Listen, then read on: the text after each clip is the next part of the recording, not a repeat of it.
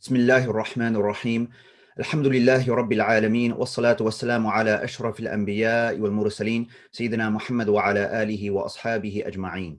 I begin in the name of Allah, the Lord of mercy, the giver of mercy. All praise belongs to Allah, Lord of all that exists, and may the blessings and peace of Allah be upon the most noble of his prophets and messengers, Muhammad, his family, and all his companions. Assalamu alaikum wa rahmatullahi wa barakatuh. May the peace, mercy, and blessings of Allah be upon you all.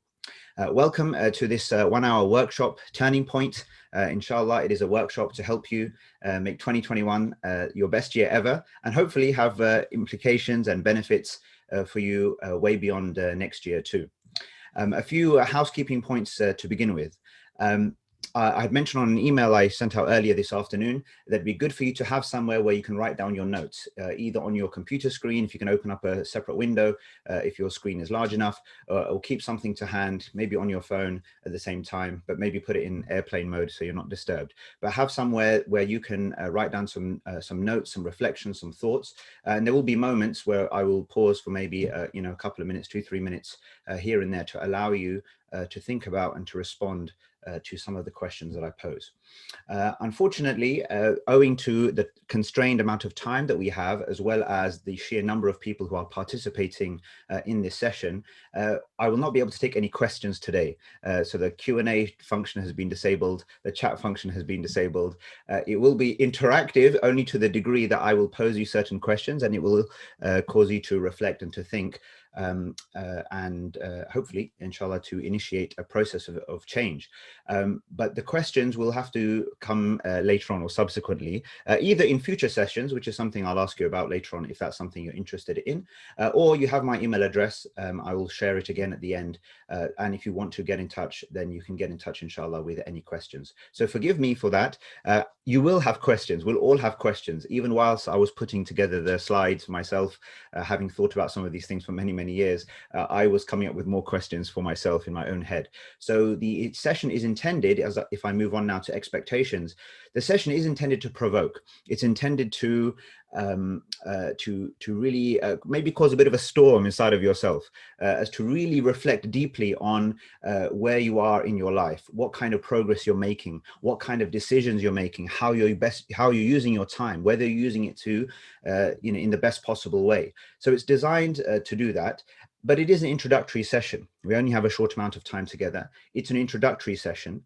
And so what I want to leave you with, the idea where I'd like you to have your expectations, is that I will leave you with certain key questions, key models, key frameworks within which or through which you can, inshallah, continue your process of ongoing reflection and decision making. So that's the expectation. All problems are not going to be solved by 3:30 UK time this afternoon, but posing the right questions and asking ourselves the right kind of questions is critically important for any positive journey of change and transformation. Inshallah, a recording will be shared after this with yourselves and with those who have not been able to participate, and hopefully a copy of the slides as well. And at the end and afterwards, you'll have the opportunity to feedback, to let me know whether any of this makes any sense. This is the first time I'm presenting sort of this material for an open forum publicly. Over the years, I've done sort of private sessions and workshops, either for individuals or small groups, but this is the first time I'm doing it publicly. So I'm very much putting my neck out there, and I'm very open to being told at the end of this that this was completely useless and a waste of time, and never to open my mouth on the subject again. On the other hand, if it is useful and it is beneficial, then hopefully we can develop and go from there. All right, that's just by way of housekeeping. Now, importantly, when we start this session, I've arbitrarily selected a period of a year next year as a specific period for us to reflect on, for us to think about. Of course, it could have been any period. We could have thought about, having the best ever day, the best ever life, and any time period in between. But of course, as you come to the end of the year, typically we think in a 1 year cycle, certainly at the end of any one sort of calendar year. For me, myself, my birthday is in December. So, you feel your age notch up another level. And then you think about, another year has passed, what's the next year going to bring, what can I do better, etc. But we have to define, what do we mean by best ever year? What does it mean to have the best ever year? And I would propose this sort of definition or this framework for us to think about, that our best ever year will be the one that most contributes to our best possible eternal outcome. We are believers. We believe in a life beyond this life. And therefore, any discussion about making the most of the time that we have here has to relate to the future beyond our passing from this world. Otherwise, it will be necessarily worldly and therefore limited in its frame and in its import. Whereas when we look at it in the context of eternity, in terms of the actual outcomes that we expect or we hope for in the hereafter, that's really what matters. So our best ever year will be the one that most contributes to our best possible eternal outcome. And as we think about 2021 and we think about what it is that we're going to do next year, how we're going to spend our time, this really is a central kind of point to bear in mind.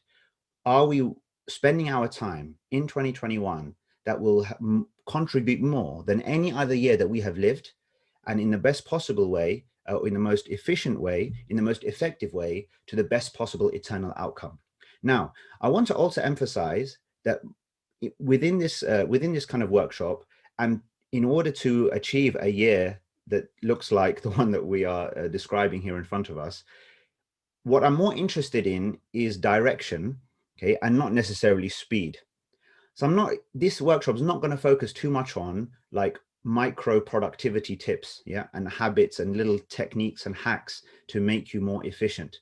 It's going to focus on big picture questions, because I think most of us, the reason why we suffer from the smaller problems, or the things that we consider to be smaller problems in terms of efficiencies and productivity and or lack of these things in our life, is because we haven't actually properly answered some of the bigger questions. So the purpose of today is more to reorient, to redirect, okay, or to refine perhaps the direction in which we are all going, not necessarily to talk too much about how we accelerate and how we speed up the journey once we're actually on an aligned way. And with respect to the year ahead, the year that results in the best possible outcome, eternal outcome for us, is the one first and foremost that was directed appropriately. You know, you can run hard in the wrong direction, but then you won't have achieved much, right? But even a few steps, baby steps, even in the right direction, in a better direction than the one that we were before, can be far more valuable. The story comes to mind of the man who committed 99 murders, and the Prophet ﷺ related this story. And we know famously from that incident that, you know, he committed the 100th murder of the person who said that there was no hope for him and that he couldn't basically be forgiven. And then as we know, I'm sure, the story that, you know, this person now starts to make a journey from the place where he's been living and committing all these crimes to a place away, on the advice of the 101st person that he potentially was risking his life, but gave his advice to say, look, you need to get out of this area, you need to go to such and such a place. And he was on the way to that place, and on the way he died, right? And the rest of the story goes that Allah subhanahu wa ta'ala set the situation up, or constrained the earth in such a way that when the angels were measuring, is he closer to that place or is he closer to this place where he came from, he was found to be closer to the place that he was going to, right? And as a result, he was forgiven and admitted into paradise. So the point is, he was going in the right direction. He had made that change. We don't know when our lives will end. It could end today. It might end in 50 years' time, right? Or more. But the point is, are we moving in the right direction? And I would suggest that then that's really the focus of today, and a key component of what will become, inshallah, our best ever year.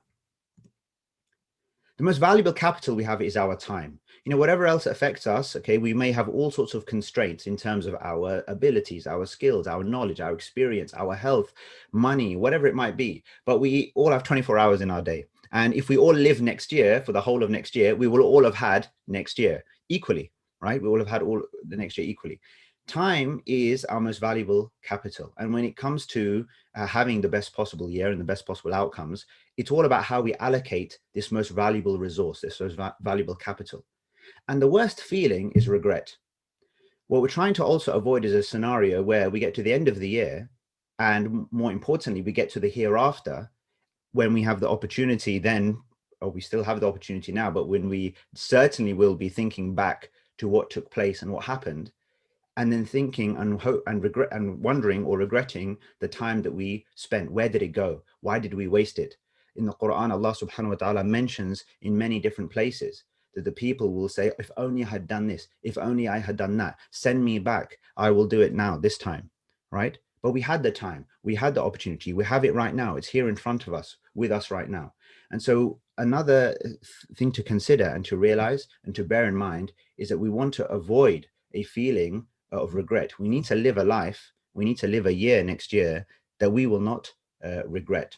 So something to bear in mind. So key questions: are we actually using our time in the best possible way? And are we really using it in a way that we won't regret?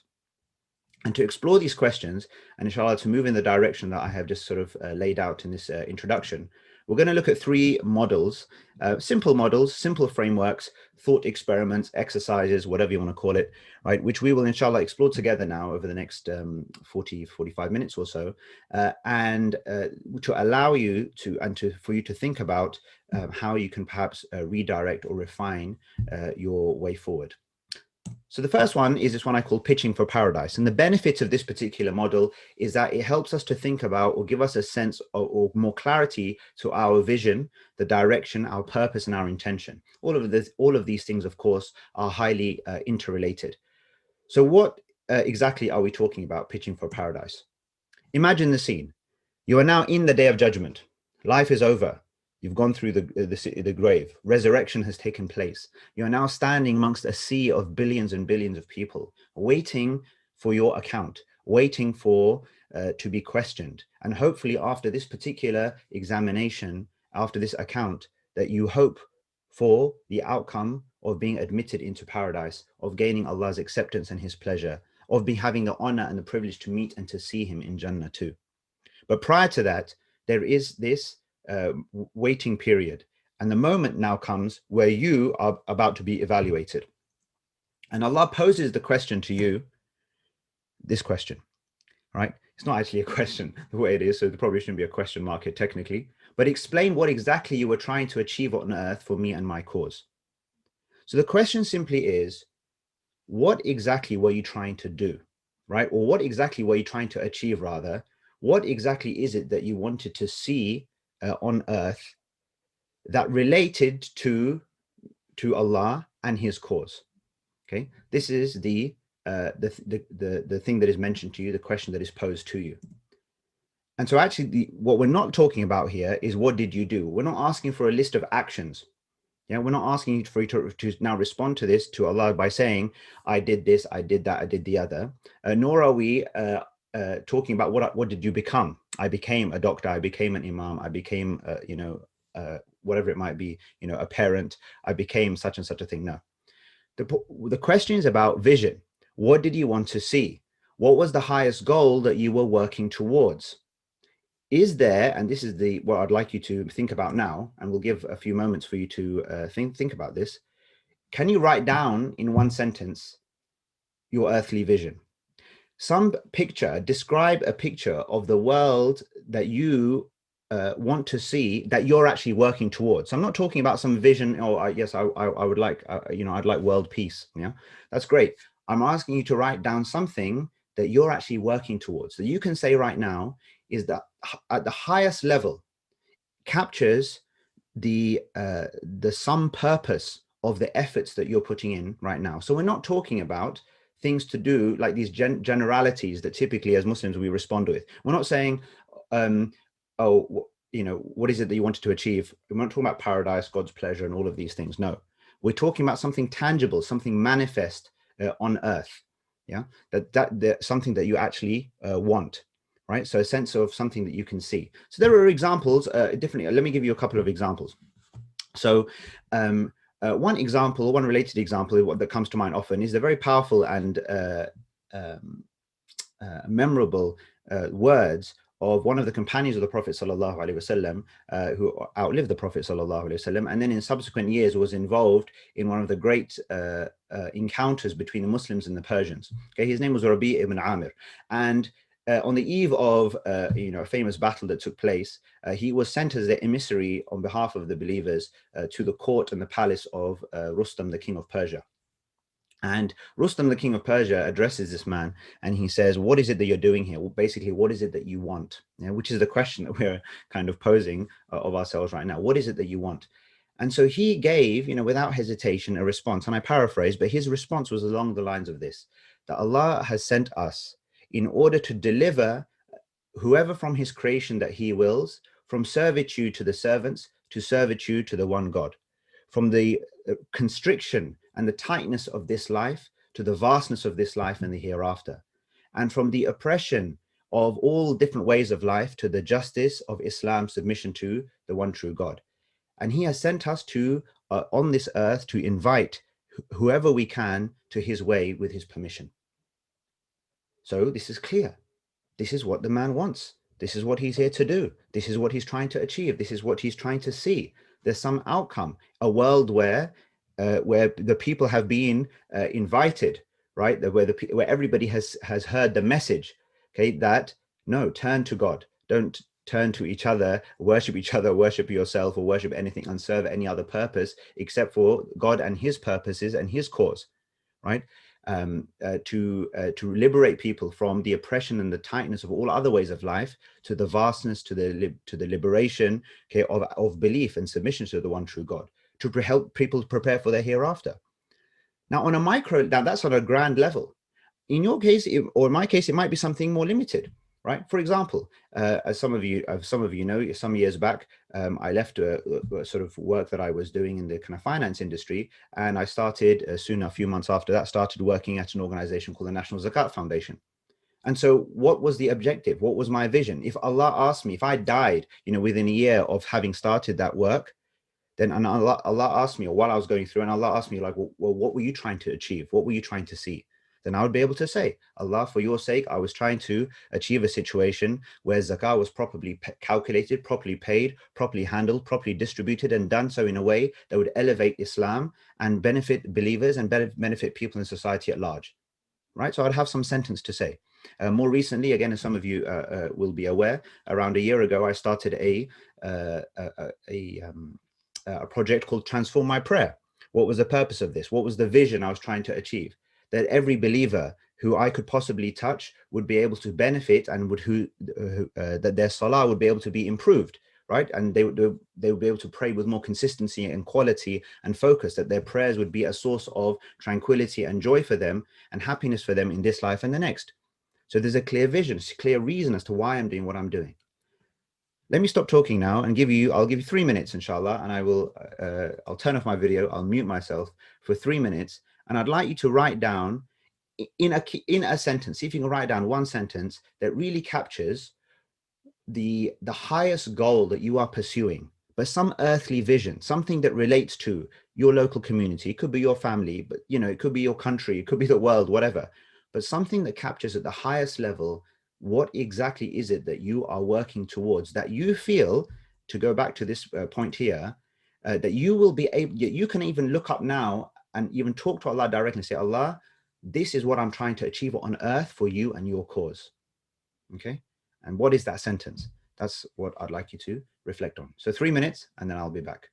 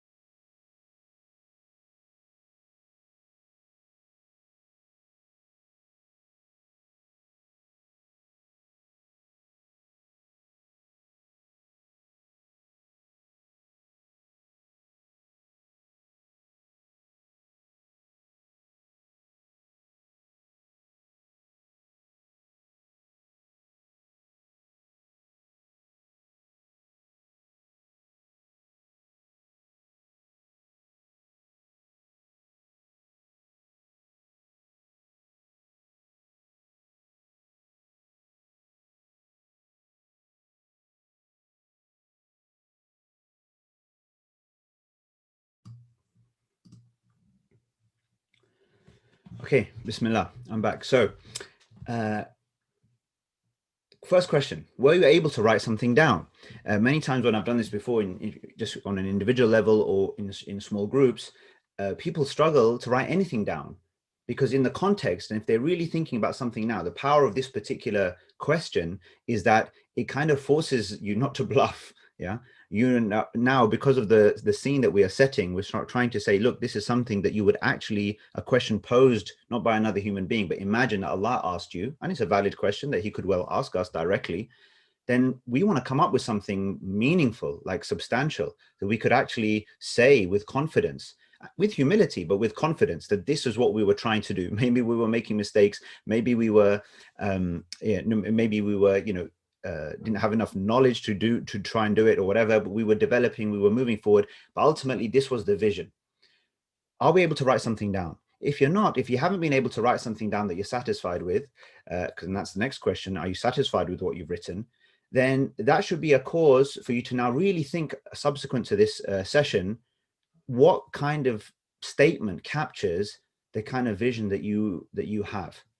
None of us may achieve, on Earth during our lifetimes, okay, the exact vision that we have. But what we at least know, when we are powered and driven by a clear or a clarity of vision, a vision on Earth of something that we're trying to pursue, is that inshallah, it's something that always will be able to root, where we'll be able to anchor and root our intentions, our motivations. It acts as a framework for us to evaluate, okay, all of the things that we are doing.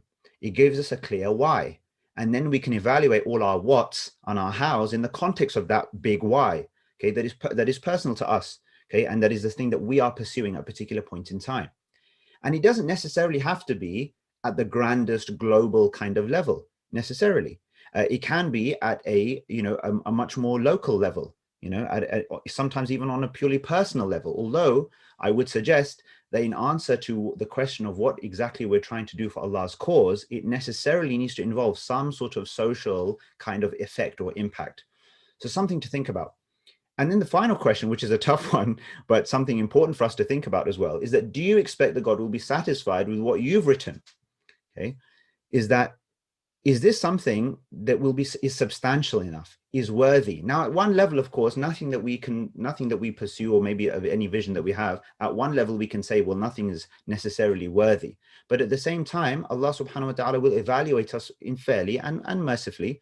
And so there are statements that, if you like, will qualify us in this pitch for paradise, and other statements that may disqualify us, that are just not seen to be good enough, given the talents that we had, the opportunities that we had, right?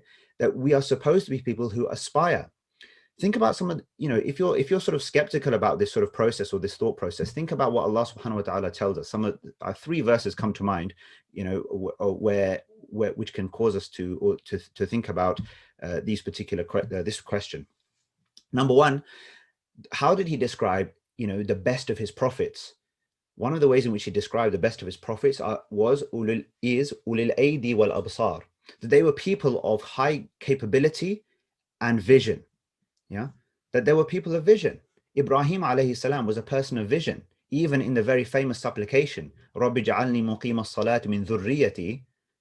There is a vision. My Lord, make me uphold the prayer and make my future generations uphold the prayer too. He wants future generations to uphold prayer, not just himself. He has this concern, he has this desire, and he's working now in his lifetime towards that kind of outcome. So they were ulul aidi wal absar, people of capability. They were developing their strength and their capability, their experience, their expertise, but they were also people of vision, of direction. That's number one.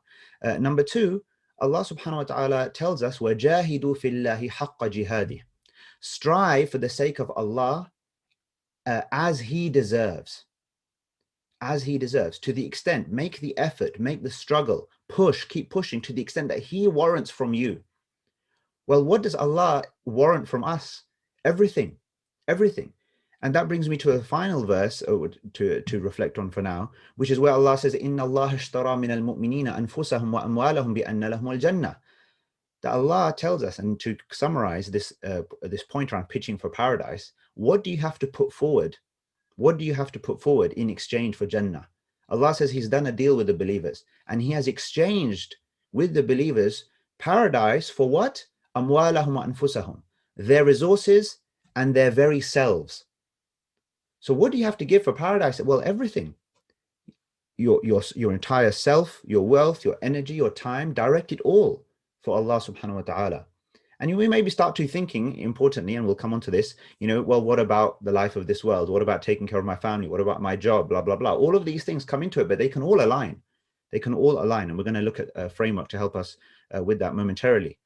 But the point being is that having a high aspiration, okay, something that we are really keen on pursuing, and in such a way that we can write it down, in such a way that if anybody stops you right now and asks you, as we have just done, what exactly are you trying to achieve, right, on earth, that you can say something that, yes, might make the hairs on your head sort of, on the back of your head sort of stand up, but say something that is true for you, that you're really working towards, that you want to see, and that if Allah were to ask you in the hereafter, what exactly is it that you were pursuing, or paint me a picture of what it is that you wanted to see on earth, that you would have an answer.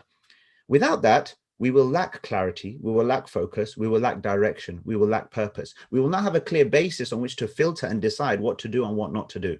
So in my view, in my experience, personal experience, and the experience I've had with a few others, is critically important. And you may not have it right now, but my challenge to you is, and my suggestion is that you stick with this question, let it sit with you now in subsequent, hours, days, weeks, months, well, forever really, because it's something which is never, and this is the other point, final point I'll make, which is never completely necessarily fixed. Yeah, meaning it's not like, okay, now it's fixed in stone and there's nothing else. It may iterate, it may change, but at least let you have something at any one point in time, okay, that is true for you, that motivates you, and that you're happy to look up now and say to Allah, Allah, this is what I'm trying to achieve on this earth. And that when the time comes to pass to the hereafter, and if we're asked, we would basically say the same thing without it being a bluff, with it being absolutely true and I suppose justifiable, and that we could back up, right, in terms of the actions that we have. And then that would be the kind of subsequent things. These are not things that we will discuss now, but subsequently, since if we were to develop this pitch, if you like, and in response to certain questions that may come, Allah may well ask us, okay, fine, so that's great. So then what did you do, right? What did you actually do in order to work towards this vision that you have painted? What did you sacrifice? Because necessarily any great achievement that you're trying to make needs to come with sacrifice. Have you ever made any major sacrifice? I mean, it's a question really worth us asking ourselves. Have we ever really made a big sacrifice for the sake of Allah, where you really felt that, you're like almost walking off a cliff edge, but you're motivated, so motivated by a why and an objective for His sake, right? But you're going for it and you're trusting in Him, and you're not exactly sure where the road's going to take you. Is it not the case that oftentimes we're very concerned with how we're going to do the next stage and the next stage and the next stage, without any clear idea of where we're going or why we're doing what we're doing? Whereas a better way to live is to have a very clear why, and then, yes, plan the hows and what have you, but sometimes to make big sacrifices and to make and to pursue big goals, even when it looks completely impossible. But for the sake of Allah, you're going to go for it, and you trust that He will help you and take you through. And then ultimately, what did you become as a result, as part and parcel of all of this? So these are further questions for reflection and thoughts to build on this idea. But inshallah, this first experiment or thought process has been helpful for you to start to think about how you can make next year your best ever year, because next year you will be, inshallah, a better year than any year that you've had before, if you have a clearer response to that initial question than you've ever had in your life before. All right, let's move on. The next one is Muslim Ikigai. Okay, that's not a spelling mistake. It's a word. It's a Japanese word. And the benefit of this particular framework is that it provides a basis for us to evaluate where we are now and what we get up to and what we do, and also to reorient ourselves as well. So let me start by introducing you first, or you may have already seen this, but if you haven't, then I introduce you to this concept called Ikigai. So Ikigai, which is probably completely the wrong pronunciation, is a Japanese word that basically means something along the lines of reason for being. Yeah, your reason for being, like why do you wake up every day kind of thing, or what motivates you, when you get out of bed every day. And then this framework is presented. So the idea is that you place your activities, your main activity or any activity that you do somewhere in this framework. Okay. And so you have 4 overarching categories. You have, let's start at the bottom and move clockwise. So you have things that you can be paid for, i.e., and for the purposes of today, we mean something that, you are, the minimum financial outcome is there that allows you to sustain the particular activity that you want to sustain. And then, are you good at it? Is it something that you're good at? Is it something that you love? And is it something that the world needs? It fulfills some social purpose.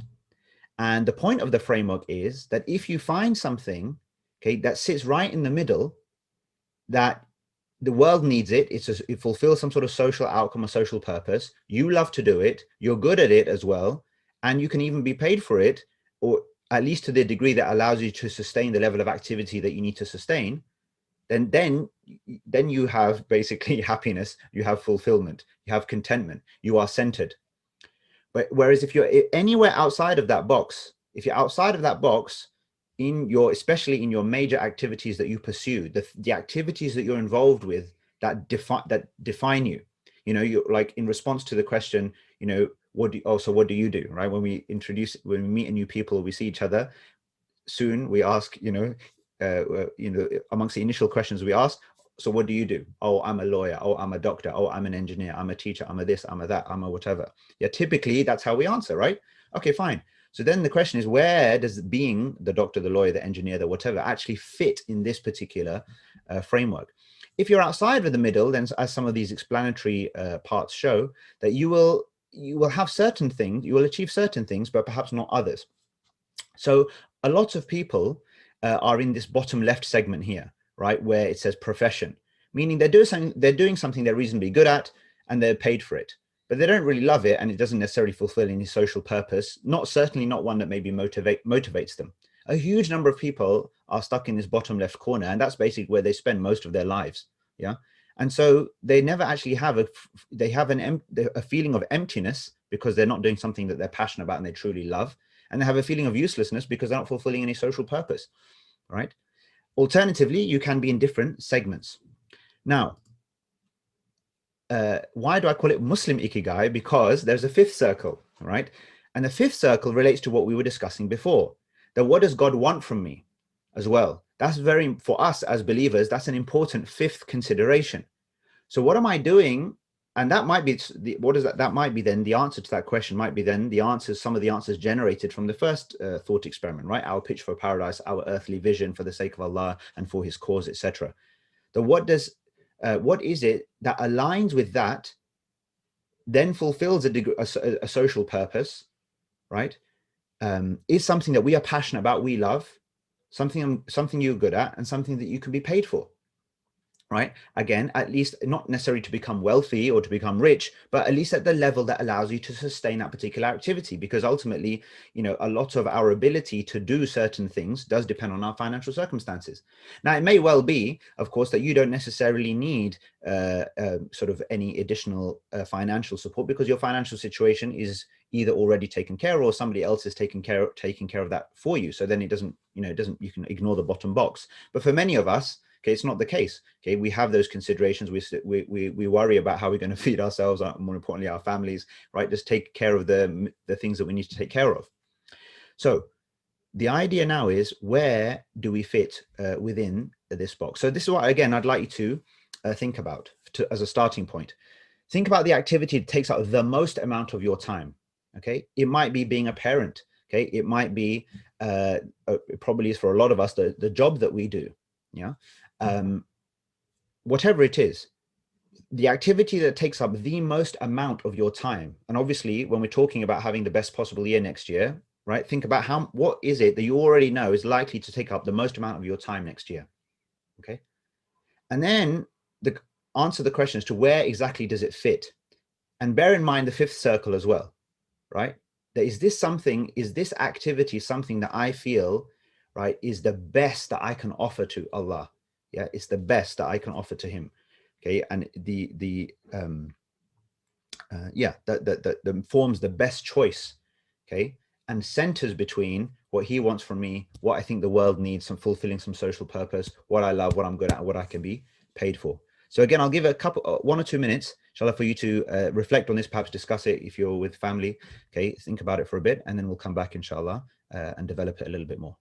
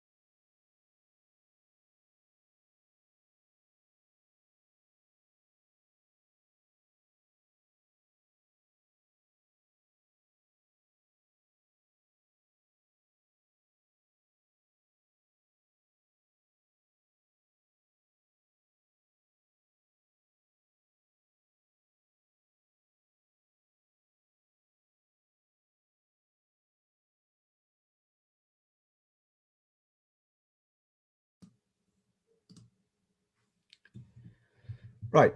So hopefully you've had the opportunity to do that, and I'm sure some questions have come to your mind as well. But think about, hopefully you've been able to evaluate, okay, the thing or the things, the activities take up the most amount of your time. Okay, where do they fit? Now, if you have something and you're living your life in such a way that you have something that sits in the center, right, that is something that you feel really aligns with what Allah wants to hear from you in the hereafter, if you like, in terms of your main direction of your energy, your energies, your talents, that it fulfills a social purpose, you love to do it, you're really engaged in such and such a thing, you were good at it and improving and able to develop yourself, and that you were doing it in a way that was allowing you to sustain yourself, so it became an ongoing and sustainable kind of thing, then brilliant, right? Maybe you don't need to be here.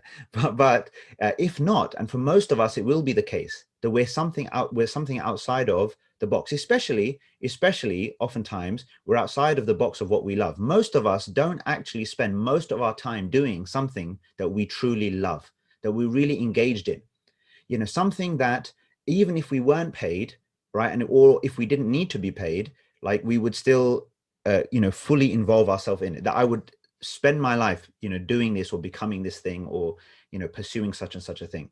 Yeah, because I'm so passionate about it. I love it.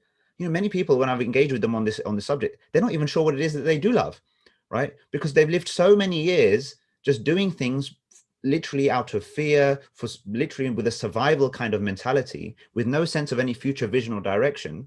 And so they've lost a sense of what it is that they actually makes them truly happy, right? They might fill or occupy their life with things that gives them temporary pleasures here and there to make the rest of it kind of, tolerable, but they're not actually involved, deeply immersed in something that they truly are passionate about, that really gets them going.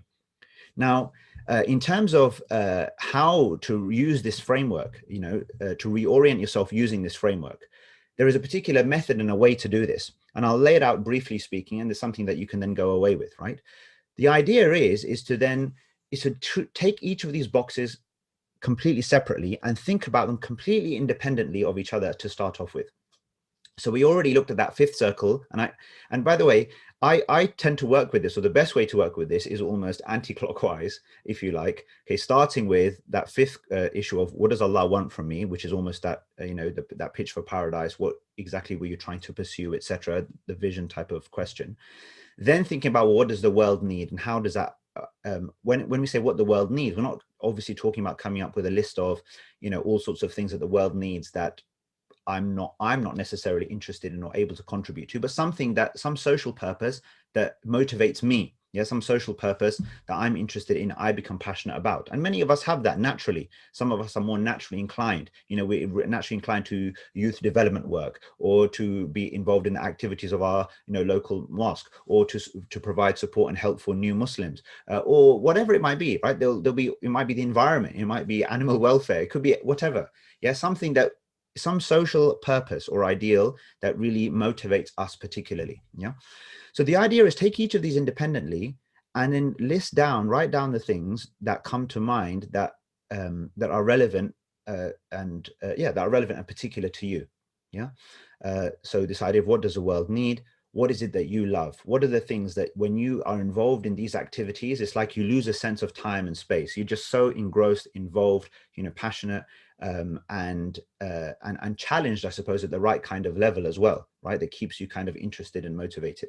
What are your skills, your talents? What are you good at? Sometimes it's worth then consulting others about that kind of thing, because sometimes the things that we are naturally capable of and successful at doing, we don't necessarily realize it. They might be second nature to us, but actually each of us has unique talents and skills and capabilities.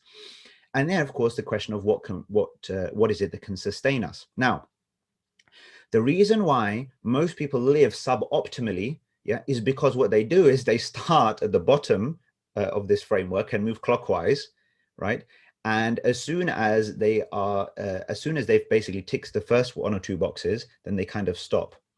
And especially for young people, if amongst you there are kind of teenagers, you're at university, or if you have children of that age who are thinking about the future, oftentimes as parents, what we do is we really constrain the thought processes of our kids, right? By straitjacketing their futures into very particular kind of almost boxes or very particular routes.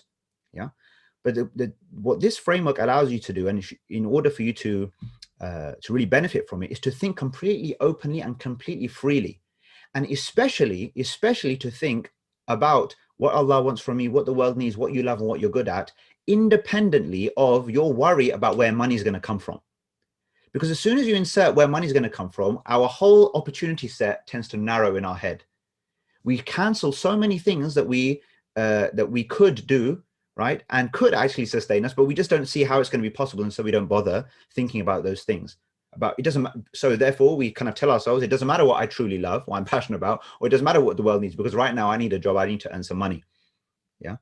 Whereas if you give yourself the time, and by the way, as a result of that, then people literally spend years of their life stuck, in that bottom left corner, or just somewhere in the bottom only sometimes.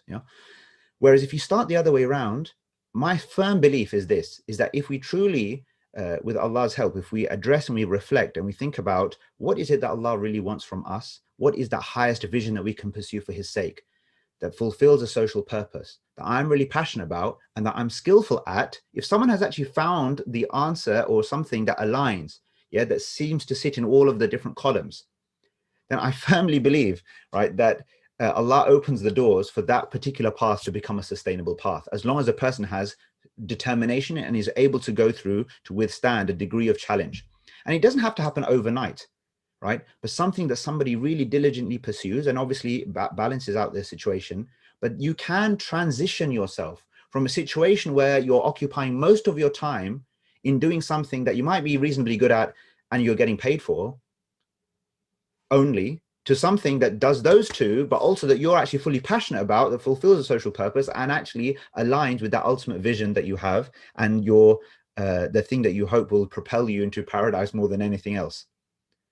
So the optimal outcome, just to refer now to our slide here, the optimal outcome is to really find something that does genuinely sit in the middle, so that when asked, what do you do, who are you, what do you want, in these kinds of questions, that we are able to come up with a statement that says, I am such and such a thing, or this is what I'm pursuing, or this is what I'm doing. This is my main activity by which I self-define. All right. And why are you doing this particular thing? Because it is the best thing that I have identified that I think Allah wants from me. It fulfills a social purpose. I love doing it. I'm good at it. And I'm also paid for it at the level that allows me to keep going and sustaining and spend most of my time doing it. Yeah. Now, the satisfactory outcome is where you get to the middle by a combination of different things. Okay. it's not optimal, but it's satisfactory. You might be currently engaged in a job that you don't particularly love, like, you wouldn't do it if you weren't paid, basically. Yeah, it's a really good way to evaluate the job that you're in, right, and how you relate to it. If you didn't need to be paid to, meaning that you are financially self-sufficient, is that the thing that you would do, meaning that you weren't concerned about the money, and even you would do it for free, basically? Would you do the job for free? Right? If you're a doctor in the NHS, you're a lawyer, okay, you're a teacher, whatever, and if you didn't need to be you didn't need to be paid for it, you were already financially self-sufficient, would you spend all of those hours every week, literally, 50, 60, 70% of your waking life, right, doing that particular thing? If not, you have to question, you have to ask yourself, like, is that really the best use of my time? Now, if we find ourselves in a situation where we feel, and I don't believe this should be the case, because as I say here, your past need not define your future. But let's say that you feel that, no, look, I just have to continue doing this, right? I've spent all my life preparing for this, and this is what, so I have to do this. And yes, I recognize that it doesn't necessarily fulfill a social purpose. I don't really love it, or not a social purpose that I'm particularly motivated by. So I'm in this bottom left corner. The question then is, what else can you do, okay, to compensate for that, so that you have a sense that you're doing stuff in the top right of this quadrant, in the mission sort of section. So if you have something that you're engaged in the bottom left that is your profession, but something in the top right that is your mission, okay, between these two activities, at least, by day I'm I'm an accountant, but by night, I'm a volunteer or such and such a thing, for example. So fine, I'm doing something I'm good at. I'm a good accountant. I get paid well. I can look after my family, deal with my sort of the things that I need to deal with, but it doesn't overwhelm me. I put it in its context. I realize where it fits into an overall picture, right? Still aligned with this, my overall mission and my direction and my goal going to the hereafter. But I make sure I complement that with things in the top right corner that give me an overall, at least some sort of overall sense of balance. Yeah. Otherwise, we won't have it. So optimally, you'll find something that sits you in the middle, and you can spend your life doing that. Satisfactorily, you'll have something that, or a combination of your main activities, your principal activities that sit around this circle that combine to give you, aspects of all of the everything that you see in front of you.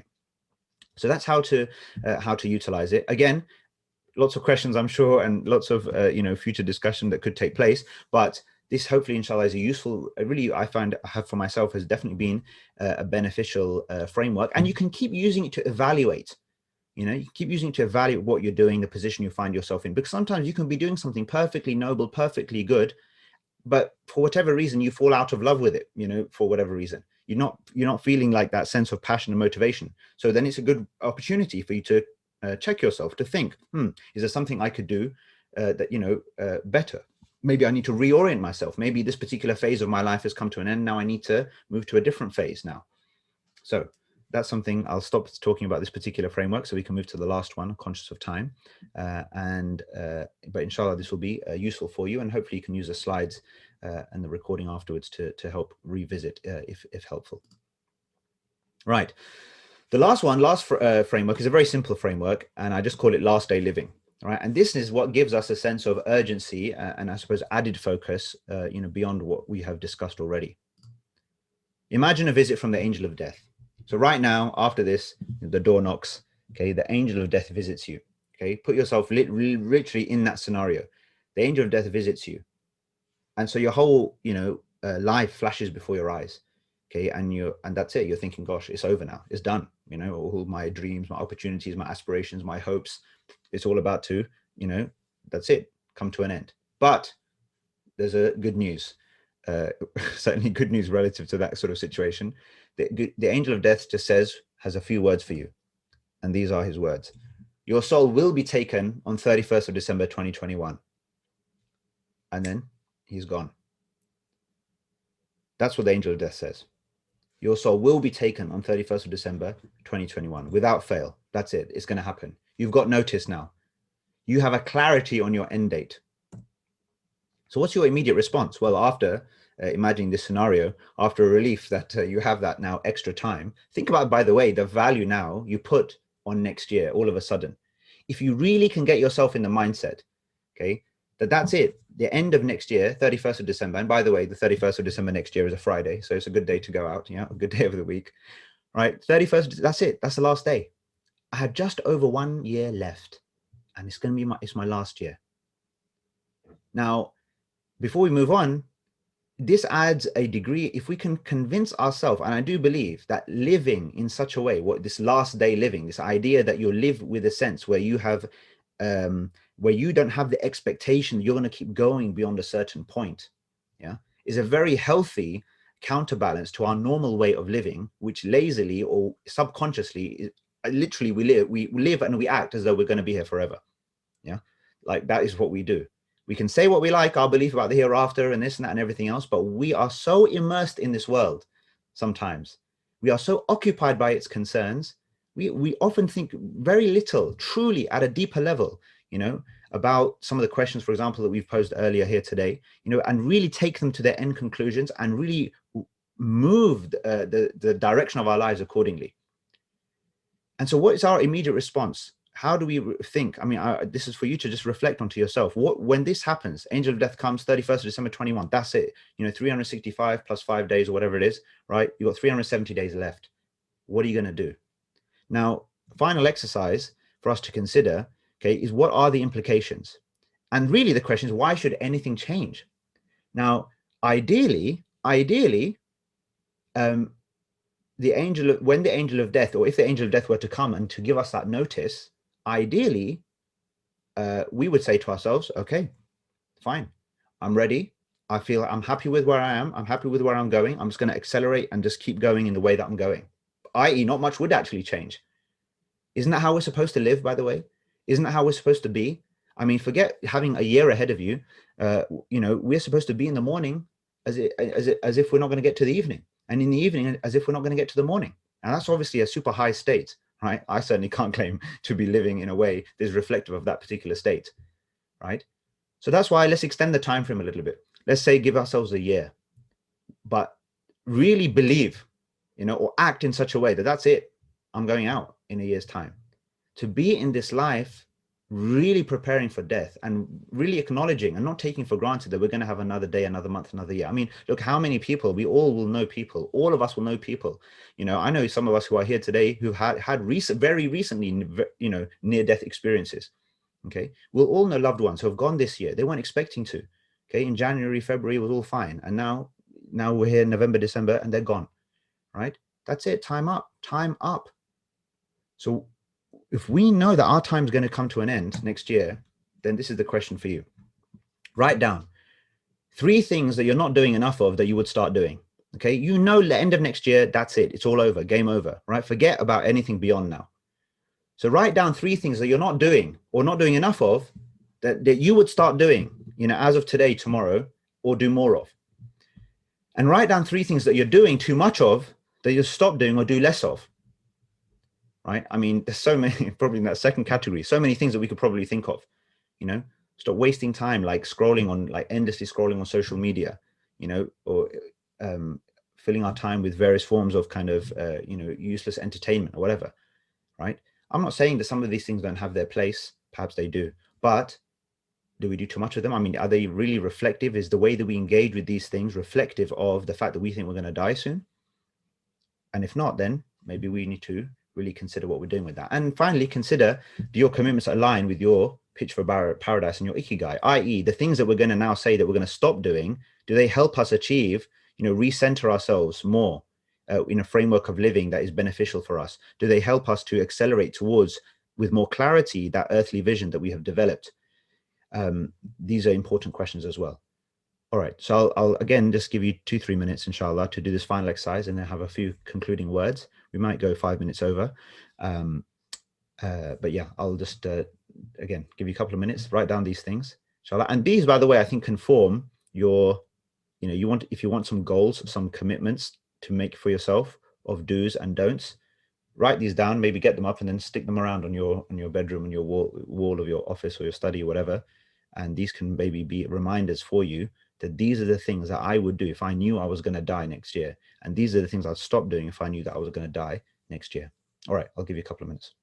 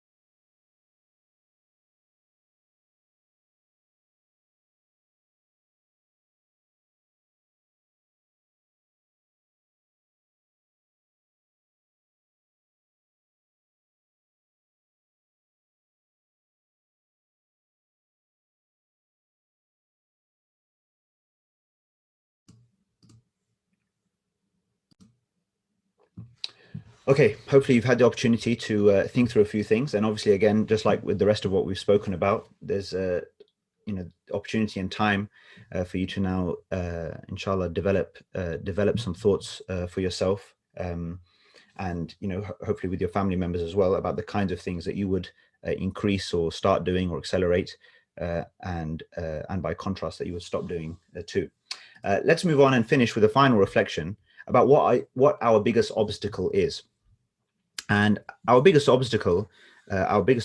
thing that gets in the way most of us uh, doing the things that we've spoken of, or reorienting ourselves, or making brave decisions that truly align with a deeper sort of sense or assessment of what is in our best interest as far as the hereafter is concerned, and as far as our eternal outcomes are concerned. The biggest obstacle is fear. We are afraid of uh, uh, a lack of financial resources. We are afraid of what people will say. We're afraid of failure. We're afraid of all sorts of things that get in the way, okay, of us living the best possible life that we can actually live. Being in the dunya and living a worldly life is comfortable. It's deceiving. It has a soft embrace, right? But living truly for Allah in this life comes with its struggles and its challenges and everything else. And we fear those things. And by the way, shaitan, Allah tells us, this is exactly what shaitan does. Ash-shaytanu ya'idukum al-faqr. That shaitan promises you poverty. Yeah. وَيَأْمُرُكُم بِالْفَحْشَاءِ, and commands you towards immorality. وَاللَّهُ يَعِدُكُم مَغْفِرَةً مِنْهُ وَفَضْلًا. Okay, and Allah, by contrast, promises you forgiveness and bounty, great resource. Elsewhere, Allah says, إِنَّمَا ذَلِكُمُ الشَّيْطَانُ يُخَوِّفُ أَوْلِيَاءَهُ. That this is shaitan. He puts fear into his friends and his partners. Okay. فَلَا تَخَافُوهُمْ وَخَافُونِي إِن كُنتُم مُؤْمِنِينَ. So don't fear them, but fear me if you're truly believers. So fear, if we're going to place our fear anywhere, then there should be no fear except of Allah subhanahu wa ta'ala. But we are afraid of so many things. And I want to just close with this, with a beautiful narration of the Prophet sallallahu alaihi wasallam, one which I think is very powerful and I think summarizes this entire session really well. It's reported in the collection of Ibn Majah that the Prophet sallallahu alaihi wasallam said, "Whoever makes the world their main priority, God will confound their affairs, make poverty appear before their eyes, and they will not get anything from the world except what has been decreed for them." So someone who makes the world their priority, they'll always be in a bit of a mess, always in a bit of a stress, always rushing and worrying about how they're going to keep everything together. And they're constantly driven by fear. I love this statement is amazing, that Allah, the Prophet ﷺ said that the poverty will appear before their eyes. It's not that they are necessarily poor, really, in truth, okay? But everything that they do is driven by a fear of loss for themselves or concern for themselves. So it's all self-preservation. Yeah, it's not actually about a higher vision, a higher goal, a higher purpose, laying oneself down, really laying one's life and resources down for Allah. No, it's really actually about ourselves. And sometimes we are actually, in truth, if we're honest to ourselves, far more selfish, far more self-centered, okay, far more worried about ourselves, okay, than we are actually worried about others, let alone God and his messenger. This is the truth, if we're really honest with ourselves, oftentimes. Yeah, though actually, whereas if we reorient it and we say, actually, no, let me put Allah first, and then the messenger, meaning his mission, and therefore what do I do as a result, and then others, Allah will take care of us. Okay, so makes poverty appear before their eyes, and then on top of that, having even lived that constrained, narrow, stressed out life, they will not get anything from the world except what's been decreed for them anyway, right? So whatever has been decreed, that will happen. But whoever makes the hereafter their main priority, God will settle their affairs. Everything will feel like it's in place. Things will fall into place for them, even though they have no idea how it all worked out. Yeah, Allah will provide in ways that they don't expect. يَرْزُقْهُ مِنْ حَيْثُ لَا يَحْتَسِبْ, yeah, as he says. وَيَجْعَلْ لَهُ مَخْرَجًا, and constantly provide a way out. Okay, every time there's a problem, there's an exit sign and they can see it clearly. Right? Allah provides that clarity to them and they just walk through. He takes them by the hand. He makes them content, okay, in their heart. And the world will come to them even though they don't want it. So these are people who are not interested in the world. They're not interested in the world, but Allah will provide for them and they'll get it and they'll have a deep sense of satisfaction. And whether they will have a lot of the world or little of the world, well, that's decreed and done anyway. It's funny because we all believe, or we have this idea or this notion that rizq or provision is fixed, right? But then we don't act in ways as if that is actually the case. If it is fixed, well, why don't we just do the things that, for example, sit in the center circle, okay, of the framework that we looked at earlier without fear, because it's fixed and Allah will send and and doors will open, right? But we don't oftentimes. We think we've got it all under control. We think we have the plan and we're worried about ourselves first. And that's why we end up living in a suboptimal way. But there is an alternative and there is a better way. And that's what this session has been tried to at least introduce you to. Perhaps these are things you've already thought about already. These are things I kind of obsess about. I think a lot about for myself, and with those close to me, I tend to share and to discuss a fair amount. For you, it might be the first time you've ever really deeply think about any of these things, or it might be the case that you too have, have been thinking about these things a lot and for many years and already made great leaps and bounds in terms of progressing, inshallah, in a way that is aligned with the kind of frameworks that we have been discussing. So wherever you are and wherever you are on your journey, I ask Allah subhanahu wa ta'ala to bless us and to hopefully that this has been of some benefit. If it has, then anything that has been of benefit is from him, and we are grateful to him. And anything that has been overly confusing or difficult or outright wrong is certainly from myself and from shaitan. So was this helpful? What's next? Give your feedback. So I'm going to allow you to maybe just share your quick feedback now. I've launched a quick poll which should come up on your screen, and also when you leave, when you exit this webinar, a window should pop up that allows you to answer these questions again, as well as to just to write any more comments, add any more comments or thoughts that that you'd like to share with me, right? I'd like to know, what was it helpful? Was it overwhelming? Did it make any sense? Was it useful in any way? So, that would be very helpful for me to know. And in terms of what's next, well, I don't actually have anything specific planned next. However, if it is of interest to people, to you who have participated, for